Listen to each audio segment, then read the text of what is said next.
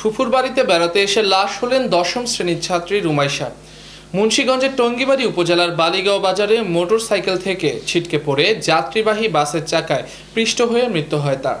বিস্তারিত থাকছে তারিকুল ইসলামের রিপোর্টে। নিহত রুমাইশা কিশোরগঞ্জ শহরের ৩২ এলাকার ফেরদৌস মিয়ার মেয়ে। সে স্থানীয় একটি বিদ্যালয়ের দশম শ্রেণীর ছাত্রী। নিহতের স্বজন মুক্তা আক্তার বলেন, দুদিন আগে নিহত রুমাইশা তার ফুফু শাহিন বেগমের সাথে ফুফুর বাড়ি টঙ্গীবাড়ি উপজেলার ভোরন্ডা গ্রামের মফি হালদারের বাড়িতে বেড়াতে আসেন। গতকাল শনিবার বিকেল ৫টার দিকে ভোরন্ডা গ্রামের নিহতের মামাতো ভাই বোনদের সাথে মাওয়া এলাকায় ঘুরতে যায় নিহত রুমাইশা। সন্ধ্যার দিকে তারা মাওয়া হয়ে টঙ্গীবাড়ি উপজেলার বালিগাঁও বাজার হয়ে ভোরন্ডা গ্রামে ফিরছিলেন। রুমাইশাকে বহনকারী মোটরসাইকেলটি চালাচ্ছিলেন আপন নামের এক ছেলে। মোটরসাইকেলটি বালিগাঁও বাজারের যমুনা ব্যাংকের সামনে আসার পরে মোটরসাইকেলের পেছন হতে ফসকে রাস্তায় পড়ে যান রুমাইশা। এ সময় ইলিশ পরিবহনের যাত্রীবাহী একটি বাস ঢাকা মেট্রো ব ১২-১৯৫০ রুমাইশাকে চাপা দিলে সে গুরুতর আহত হয়। পরে তাকে উদ্ধার করে স্বজনরা প্রথমে বালিগাঁও মেডিলাইফ ডিজিটাল হাসপাতালে, পরে মুন্সিগঞ্জ জেনারেল হাসপাতালে নিয়ে আসলে কর্তব্যরত চিকিৎসক তাকে মৃত ঘোষণা করেন। এদিকে বাসটিকে